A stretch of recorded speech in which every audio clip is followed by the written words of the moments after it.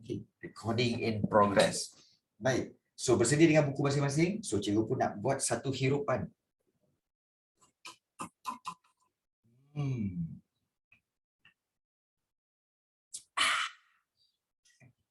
ASMR okey. Okey. Itu tiga hirup tiga hirup lah kan. Makan, minumlah pandai. Ni kan kopi. Apa dah, ni kan kopi. Okey. Baik. Strategi menghadapi cabaran. Jom kita tengok tentang cikgu tak puasa. Ini puasa makan je. Dia bukan puasa minum. Dia puasa makan. Boleh gitu? Boleh? Minumlah pandai. Okey. Okey. Baik. Satu yang cikgu suka untuk kamu amalkan okey, instead of daripada penggunaan, sebab cikgu tahu korang semua selalu guna inilah bodoh, inilah bodoh, inilah bodoh. So instead of daripada penggunaan perkataan bodoh tu, why not korang tukar kepada pandai? Cubalah. Sebab kalau kamu kerap gunakan perkataan pandai, nanti betul-betul jadi pandai. Inilah pandai. Macam ni lah pandai. Ini pun tak tahu. Ini macam ni lah pandai. So, gunakan perkataan pandai. Supaya apa tahu? Supaya orang yang dengar tu pun tak marah dan orang itu benar-benar akan jadi pandai. Jadi jangan guna bodoh. Gunakan perkataan pandai. Dengan adik kamu. Biar. Ain Zulaikha tu biar orang lain. Kalau kamu ajar adik kamu kan, macam ni lah pandai. Macam ni. Jangan marah dengan adik tu. Cakap dengan dia, macam ni lah pandai. Inilah pandai. Cakap dengan kawan, inilah pandai. Macam ni. So, kamu sebarkan apa tahu? Kamu telah sebarkan aura positif. Aura positif kepada orang lain. So, orang lain semua macam, okey, bijak pun boleh. Bijak pun boleh. Okay. So, itu like this lah smart pants. Okay, jadi itu sebenarnya. Okay, so cikgu harap kamu boleh tukarkan perkataan bodoh tu kepada perkataan pandai. Sebarkan aura positif. Positif. Inilah pandai. Gila boleh. Gila boleh cikgu gila. Tak boleh. Gila tak boleh. Gila negatif. Gila positif gila tu negatif, sorry. Baik. Strategi menghadapi cabaran. Okey, strategi menghadapi cabaran Baik, kepimpinan Kesultanan Johor Riau. Johor Riau ni berjaya menghadapi cabaran yang menggugat kedaulatannya. Maknanya selama ini kepimpinan Kesultanan Johor Riau berjaya menghadapi cabaran. Maknanya memang sukseslah dengan cabaran-cabaran yang dilalui. Kerana apa? Kerana mereka menggunakan beberapa strategi. So kita nak tahu macam mana strategi tu yang dilakukan. Dan Johor Riau tu, kalau kamu tengok Johor ni, Kesultanan Johor ni, dia boleh bertahan sampai sekarang. Macam mana dia boleh bertahan sampai sekarang ni, cikgu? Jom kita tengok. Yang pertama sekali, bagaimana strategi dia menghadapi cabaran? Yang pertama, iaitu pemindahan pusat pemerintahan. Kalau kamu lihat sebahagian besar pusat pemerintahan Kesultanan Johor Riau ni terletak di sepanjang pesisir Sungai Johor. Kalau macam kita hari tu kita belajar kan. So, macam mana susunan dia? Jom kita tengok peta ni. Mula-mula pusat pemerintahan ialah di Kota Kara. Dekat sini. Kota Kara. Kemudian yang kedua di Kota Sayong di sini. Kemudian pemerintahan yang ketiga di mana? Kota Batu, iaitu di Johor Lama. So di sini. Nampak tak? So bermula di sini, kemudian ada sekali tu dia pindah ke Kota Sayong dan kemudian daripada Kota Sayong dia berpindah ke Kota Johor Lama atau Kota Batu. Tapi semuanya masih lagi di sungai yang sama. Iaitu sungai apa? Sungai Johor. Kalau kamu perhatikan betul-betul, dia semuanya masih berada di sepanjang sungai ni. Iaitu Sungai Johor. Nampak? Jadi dia masih di sungai yang sama. Jadi sebab itu kalau kita lihat Okey, mereka buat banyak di situ. Kemudian semasa pemerintahan Sultan Ibrahim, okey, barulah Kesultanan Johor Riau ini okey dipindahkan ke Kepulauan Riau Lingga. Kepulauan Riau Lingga di mana cikgu? Di bawah tu. Selepas dah sini baru mereka berpindah di Riau. Di sini. Nampak tak? Jadi baru mereka berpindah ke Riau. Yang menjadi pusat pemerintahan baru. So, pusat pemerintahan sering berpindah. Kerana apa? Okey. Ini sebab dia. Ini sebab dia. Take note benda ni supaya korang jadikan ini sebagai satu point.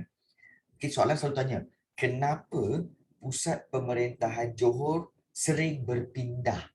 Kerana keperluan strategi ketenteraan dan pertahanan. Itu satu. Serta muslihat untuk apa? Okay, mempertahankan diri daripada ancaman Portugis dan Aceh. So, kalau soalan tanya, okay, kenapa ataupun mengapa Kesultanan Johor Riau sering berpindah randah? Mengapa pusat pemerintahan Johor Riau sering berpindah randah? Ada dua sebab.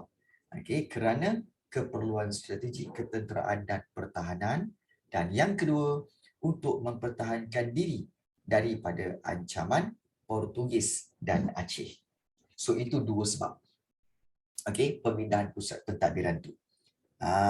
Okay, so bayangkanlah. So itu yang terakhir di Riau.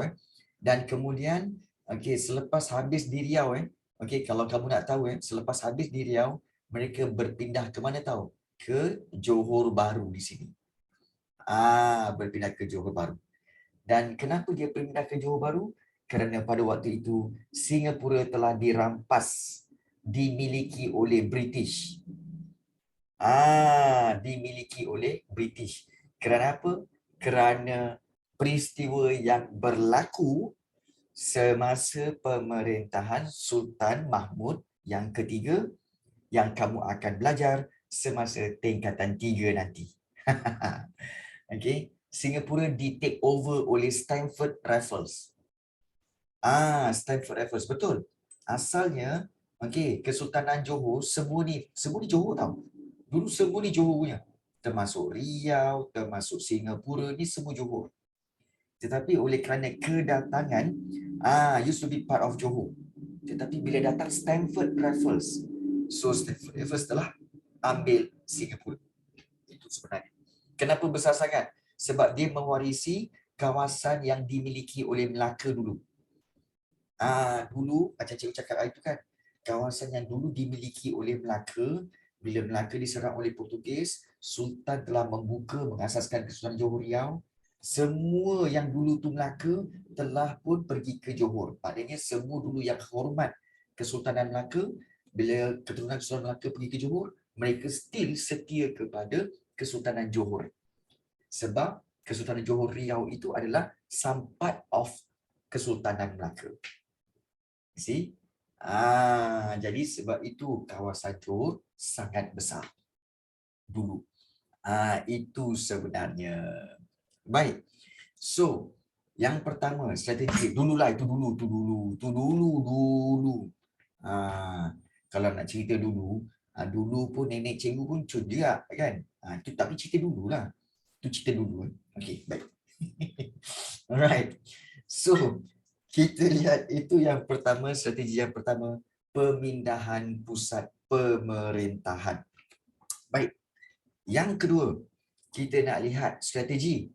Okey, strategi yang kedua, Johor Riau membina kota pertahanan.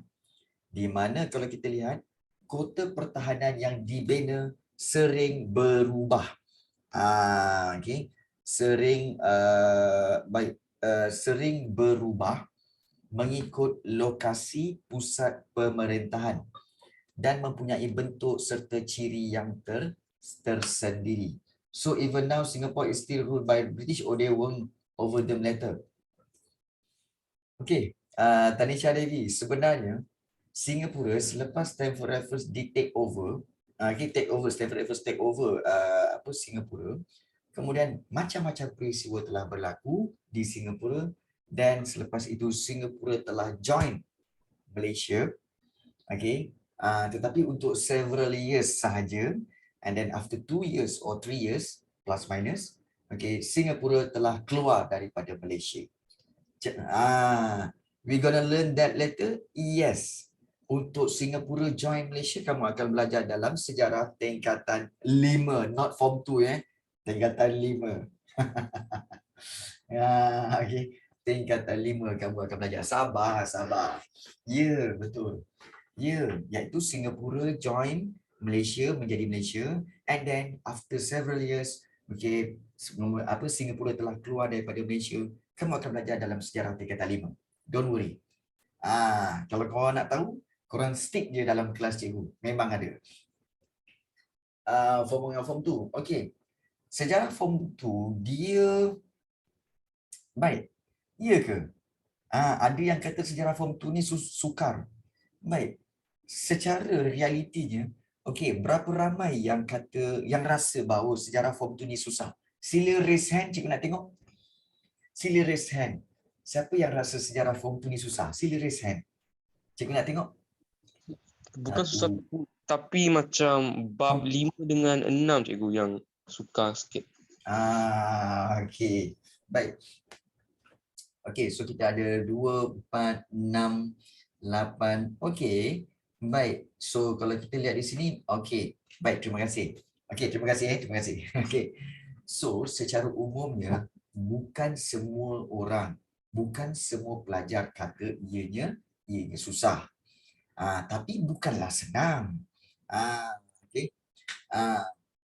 Ya, susah compare to form 1 kot. Ya, kalau kamu maknanya susah ini kerana apa? Kamu compare dengan form 1. So kalau kamu compare dengan form 1, dia memang little bit susah sebab apa? Dia bukan susah sebab apa? Sebenarnya dia, kita kata sebagai complicated dan too much information. Betul tak? Okay. So kamu rasa macam, oh sepatutnya kamu rasa macam ianya lagi senang daripada form 1. Tapi sebenarnya tak. Ianya lebih ianya lebih complicated. Dia tak susah, dia complicated. Dia banyak, dia banyak kita kata banyak maklumat. Tapi cikgu nak bagi tahu dalam kelas cikgu antara form 1, form 3, form 1, form 2, form 3, form 4, form 5 paling ramai pelajar adalah form 3. Sebab pelajarnya sampai 45 orang dalam satu kelas. Dan kamu tahu kenapa? Sebab sejarah form 3 serius memang best. Sejarah form 3 best. Penuh dengan emosi, penuh dengan bergaduh sebab dan penuh dengan kemarahan, kegeraman dan sebagainya. Okay. Yo.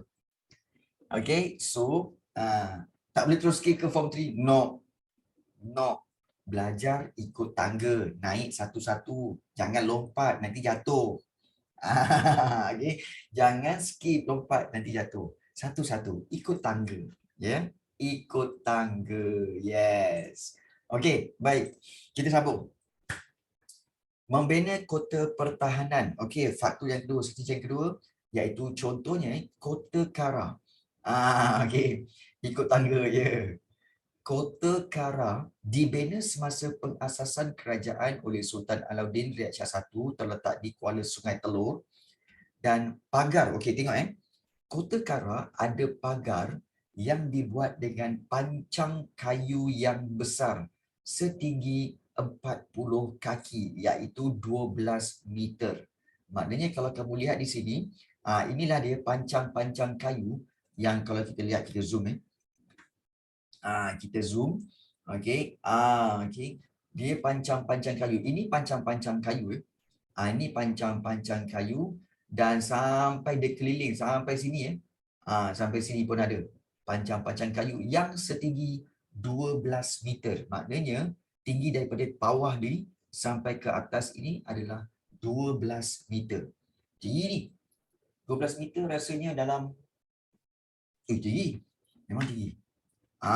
Memang tingginya 12 meter. Jadi, okey, kemudian diperkuatkan dengan bedil dan juga meriam.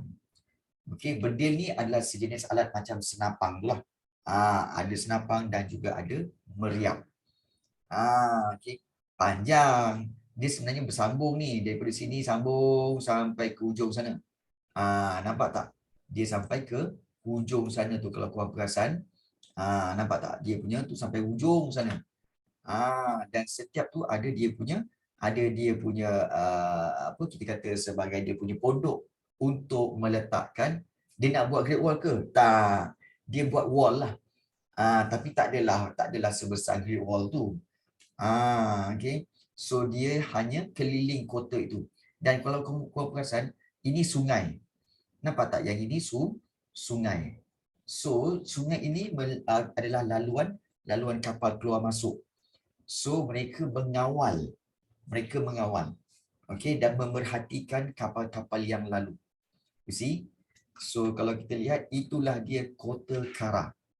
Di mana Kota Kara, okay, ada pagar dengan pancang kayu yang besar tu setinggi 40 kaki ataupun 12 meter, diperkuatkan dengan bedil dan juga meriam. So inilah menyebabkan mereka ada kota pertahanan yang baik. Okay, di Kota Kara. Okay, baik. So itu kita kata sebagai contoh kota pertahanan yang telah dibina oleh Kesultanan Johor Riau. So bagaimana strategi menghadapi cabaran? Pertama, pemindahan pusat pemerintahan. Yang kedua, iaitu membina kota pertahanan yang baik. Okay. Dan yang ketiga, ni dia.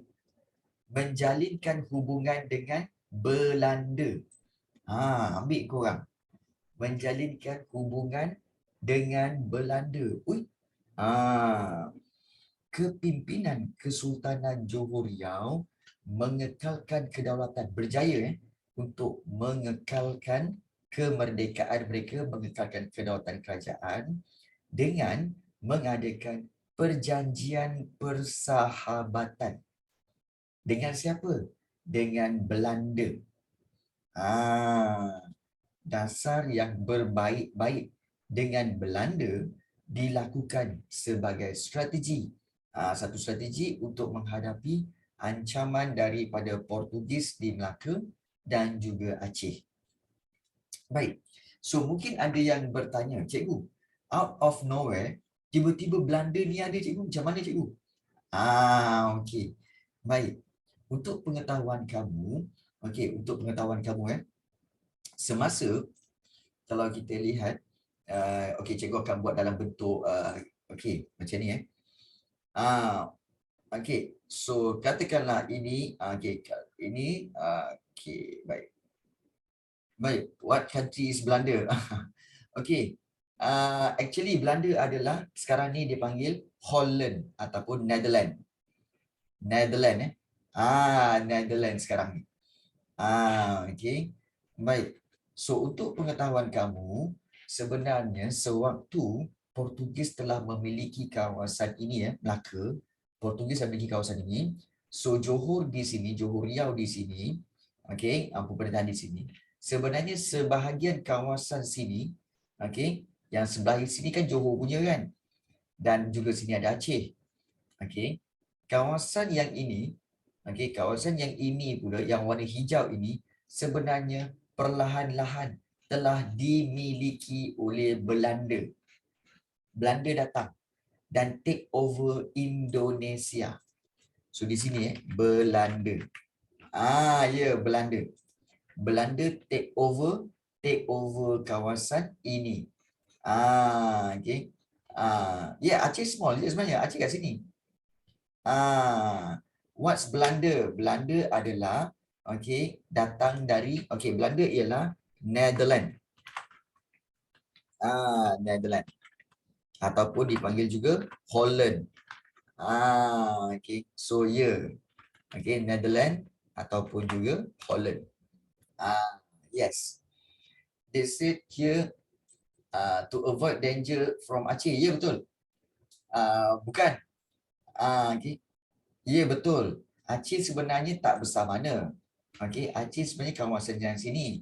Tapi kan cikgu pernah cakap bahawa Aceh dia buat kita kata perang tiga segi tu kan.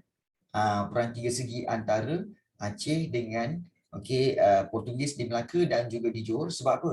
Sebab Aceh nak pusat pemerintahan ataupun pusat perdagangan. Okey, dia expect kapal-kapal datang sini, lalu sini dan berhenti di Aceh. Tapi semua pergi ke Johor. Jadi dia marahlah. Kan sebab itu dia pun terlibat dalam peperangan. Okey. Ya. Ya, silakan Tuhan. Kan. Apa soalan apa? Have you watched Mat Kilau? Yes, I am the first one. Cikgu adalah tengok pada hari yang pertama, pada movie yang pertama. Okay, cikgu adalah orang yang pertama tengok. Okay, so okay, so ada masalah ke? Okay, okay. Cikgu Portugis atau Belanda? Okay, di sini adalah Portugis atau Belanda. Di sini yang Portugis, di sini kawasan sini Belanda. Kan orang yang berbeza. Well, Belanda lebih kuat lah. Belanda lebih kuat lah sebenarnya. Baik. So kalau kita lihat di sini, walaupun begitu, kalau kita lihat di sini, kenapa Johor dia membuat hubungan dengan Belanda ya? Mengapa? So kalau kita lihat, okay, Belanda was in Asia. Ya, betul. Tanisha Devi dan semua para pelajar, kamu expect Europe saja ke? Kamu kena tahu bahawa sebenarnya Belanda datang ke Asia Tenggara untuk take over negara-negara sini. Belanda is not Belanda only, bukan as a tourist, tetapi nak take over kawasan tanah. Invade Asia. Invade Southeast Asia. Siapa negara mana yang invade Southeast Asia? Pertama, Belanda. Ya. Yang kedua, Portugis. Portugis daripada mana? Portugal. Portugal. Yang ketiga, Spain. Spanish. Spain pun telah datang. Ada. Spain, dia take over Philippines. Spain take over Philippines. Yang keempat, iaitu France. France, take over mana? Tu, Laos, Vietnam. France. Russia pernah sampai ke ujung Salang, dekat hujung Thailand. Sebab dia nak juga. Amerika pernah nak cuba untuk take over Terengganu. Germany pernah datang untuk take over Langkawi. Okay, yes, Kuhan. So this is the fact. This is the facts. Yang kamu rasa. Bukan Malaysia jajah Russia. Russia datang sini untuk take over tanah di kawasan Southeast Asia. You see? So semua akan tanya, how did they accept the perjanjian persahabatan if they want to invade? At first mereka datang sebagai ni tahu, sebagai para pedagang, as a trader. Mereka datang, kami ada barang untuk jual ini, so trade, mula-mula trade. Lama-lama, mereka invade. Ya, betul. Penjajah utama Belanda, France, British, Spain. Kemudian siapa lagi? Belanda, kemudian dan satu soalan yang best ada yang tanya, diorang punya tempat best besar, lepas tu nak lagi, betul? Kemudian Aini Zara tanya, apa yang hebat sangat dengan kita? Cikgu suka soalan tu. Kamu tahu tak, Southeast Asia ni, kita je yang rasa macam tak ada apa-apa. Actually, orang luar tengok Southeast Asia ni is what? Ini adalah kawasan yang banyak kekayaan. Kamu tahu Southeast Asia ni ibaratkan apa? You name it. Ada emas, ada biji timah, ada kayu balak, ada minyak, ada almost everything kat sini. Kemudian, spices, rempah. Kemudian kalau katakan nak berdagang, dua tamadun terawal, India dengan China. Orang cakap apa? Orang Europe cakap apa? Kalau kita nak kaya, kita mesti control China sebab China ramai penduduk. Dan kita kena kontrol India sebab India ramai penduduk. So, bila kita dapat kontrol China dengan India, okey, tetapi mereka sering berdagang. Mereka berdagang kat mana? Mereka keduanya berdagang di Southeast Asia. Mereka bertemu dan berdagang di Southeast Asia. Southeast Asia as a R&R, as a market untuk mereka semua berdagang di sini. So, all the Europeans ni datang, dia tengok apa? Southeast Asia adalah tempat untuk temukan semua all the traders in the world here. And siapa yang conquer kawasan ini, dia yang akan kaya. You see? Yes. So, sebab itu cikgu nak pesan apa tahu? Kamu jangan pandang Malaysia ni adalah satu kawasan yang tak hebat, tak hebat. Negara kita ni berebut orang nak. Yeah. But they stole our kekayaan already, right? Yeah, betul. Okay. Yeah. Yeah, betul. Berebut. Masih banyak emas ke? Ya. Negara kita masih banyak emas. Tapi ada 2 emas yang korang tak perasan. Iaitu emas warna kuning dan satu lagi emas warna hitam. Ya, ada lagi. Ya, ada lagi. Cikgu, kenapa kalau kita kaya sangat kan cikgu dengan sumber asli semua, kenapa kita still kalah dengan Belanda semua? Okey. Kita kalah dengan Belanda apa semua kerana apa? Kerana, okey, ini masalah kerajaan alam Melayu. Kerajaan alam Melayu, kalau korang perasan, diorang ni sebenarnya sentiasa bersangka baik. Bila orang luar datang, oh welcome, welcome. So kita ni adalah orang yang mudah untuk apa tahu? Untuk kita kata raikan orang. Dan kita tak pernah negative thinking for other people. Kita tak pernah negative thinking to other people, betul tak? Kita open minded, kita datang, you welcome, welcome, welcome. Kita baik. Tetapi diorang yang ada datang dengan niat jahat. You see? So salah siapa? Salah kita juga ke kita buat baik? Bukan salah kita. Salah diorang. Sebab diorang datang dengan niat yang jahat. Kita baik je. You see? Salah kita juga cikgu. Yelah, mungkin salah kita sikit. Tapi takkanlah kita open minded pun kita salah. Takkan kita nak raikan tetamu pun kita salah. Betul tak? Kan? Kita masih banyak husnuzon macam dulu ke? Ya, kita masih banyak husnuzon macam dulu juga. Yes. Okay. Diorang yang datang kan? Kena overthinking ke sikit cikgu? Tak boleh juga. Overthinking tak baik sebenarnya. Okay. Tapi tadi ada yang tanya, cikgu, emas warna kuning betul. Dan emas warna hitam, ada yang emas warna hitam? Ada. Kamu tahu tak? Emas warna hitam itu bermaksud petroleum. Kita ada banyak petroleum. Dan petroleum itu ibaratkan dia punya value macam gold tau. Jangan main-main. Petroleum ni dia punya value macam gold. Dia boleh harga dia boleh naik. Mahal. And Malaysia adalah pengeluar petroleum yang high quality. High quality okay. So, nak kita tanya, okay, ada dinosaur ke kat Malaysia? Ya, ada. Okay, telah ditemui fosil tulang dinosaur di negeri Pahang ketika tahun 2020 hari itu. Ya, kita memang pengeluar petroleum. Memang. Tak tahu lagi, dia orang masih dalam kajian lagi. Negara kita tak kaya-kaya pun je. Negara kita kaya.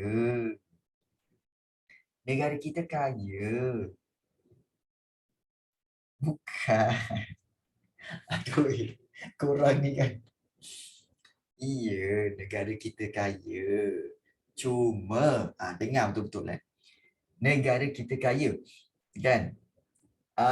Tapi jangan, kita sponsor banyak. Baik, tak nampak macam mana? Kamu comparekan dengan siapa?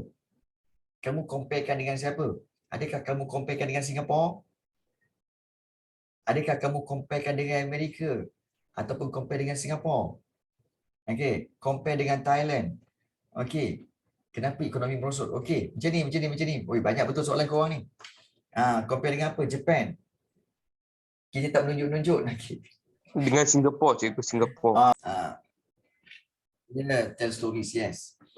Sebenarnya, okay, kenapa ada Belanda? Sebab Belanda telah pun menguasai Sumatera. So, Johor dia ambil peluang dengan membuat perjanjian persahabatan dengan pihak Belanda. So, hubungan Johor dengan Belanda ni, kalau kita lihat, okay, hubungan Johor dengan Belanda bermula pada tahun 1602 apabila Belanda offer bantuan, menawarkan bantuan kepada Sultan Alauddin Riyad Shah II. Yang kedua, untuk melindungi Johor daripada serangan Portugis dan Aceh. Belanda offer untuk pada Johor, okay, do you need my house? Johor kata, oh ya, perlu, please. Jadi buat perjanjian. So perjanjian Johor Belanda ditandatangani pada 17 Mei 1606 antara Admiral Belanda Cornelis Matelief de Jonge, Cornelis Matelief de Jonge, ini sebutan Dutch, dan Sultan Alauddin Riyad Shah II di atas kapal Belanda bernama Orange. Orange. Dia ada bunyi Orange. Cikgu, tapi apa profit yang Belanda nak? Okay, actually sebenarnya bila kalau katakan Belanda dapat membantu Johor, dia akan mengurangkan kompetitor di kawasan ini. Kenapa Belanda nak membantu Johor? Sebab dia nampak bahawa Portugis itu another competitor di kawasan yang sama. So kalau Portugis kalah, dia dah tak ada competitor. Betul tak? This is untuk mengalahkan kompetitor. So benefit kepada Belanda. Supaya Belanda tidak ada kompetitor di kawasan ini, so aku boleh conquer semua. Nampak tak? So, inilah sebab kenapa Belanda offer pada Johor. Okay, untuk melindungi Johor daripada serangan Portugis. So, itu sebab dia. Nampak tak strategi dia? Okay. Dan ini adalah surat perjanjian Johor Belanda pada tahun 1606. Bagus strategi Belanda. Dia nak bantu Johor. Baik. Kemudian, okey, Belanda juga pernah juga minta bantuan. Belanda minta bantuan Johor untuk menyerang Melaka.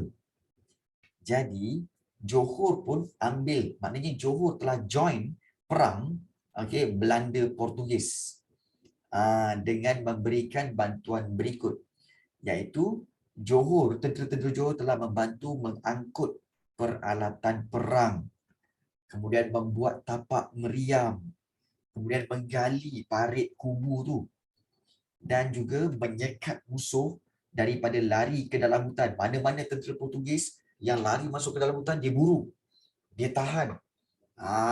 Nampak tak? Dan tentera-tentera Johor juga telah membantu menaikkan semangat tentera Belanda untuk berperang dengan Portugis.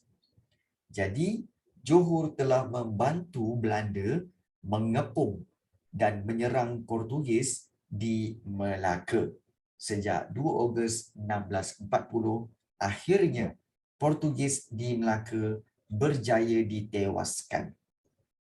Dan kalau untuk pengetahuan kamu, sebenarnya tentera-tentera Johor telah menyerang daripada darat. Belanda pula menyerang Melaka, menyerang Portugis di Melaka melalui jalan laut. So, dua-dua serangan itu menyebabkan Portugis menghadapi kesukaran untuk mempertahankan Melaka, akhirnya kalah. Memang muka macam tu ke? Memanglah. Nampak ni? Okay, askar-askar. Yang ini askar Johor kan? Ini askar Johor. Askar Johor membantu tentera-tentera Belanda. Dan korang nampak tak? Ini kota Formosa. Okay.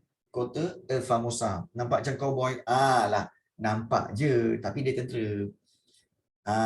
Nampak tak tu? So, inilah gambaran di mana tentera-tentera Johor telah membantu tentera Belanda untuk menyerang Portugis di Melaka.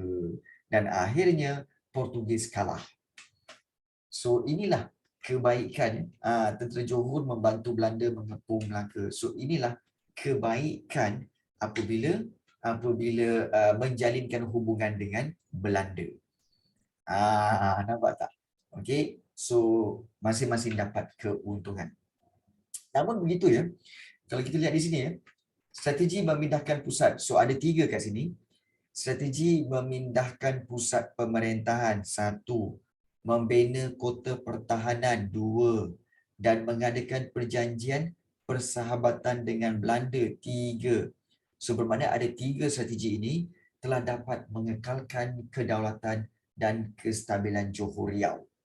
So kewibawaan dan kebijaksanaan pemerintahannya menggunakan perkataan ini telah melonjakkan kesultanan ini ke arah kegemilangan dan keagungan di alam Melayu. So kita perlu mempunyai keyakinan diri dan dalam mempertahankan kedaulatan negara. So inilah dia 3 strategi yang digunakan oleh Johor, iaitu yang pertama, iaitu pemindahan pusat pemerintahan, yang kedua membina kota pertahanan, dan yang ketiga menjalinkan hubungan dengan Belanda. Namun kamu kena ingat apabila Portugis berjaya dikalahkan di Melaka, siapa yang take over Melaka? Dalam perjanjian ini telah dinyatakan bahawa sekiranya Portugis berjaya dikalahkan, maka Melaka akan ditadbir oleh Belanda. Sebab itu, selepas Portugis kalah, maka Belanda pula yang memerintah Melaka. Ya, betul. Boleh Nakib? Jadi, so Belanda telah mentadbir Melaka selepas Portugis itu. Dan selepas Portugis take over Melaka, Belanda take over Melaka tu,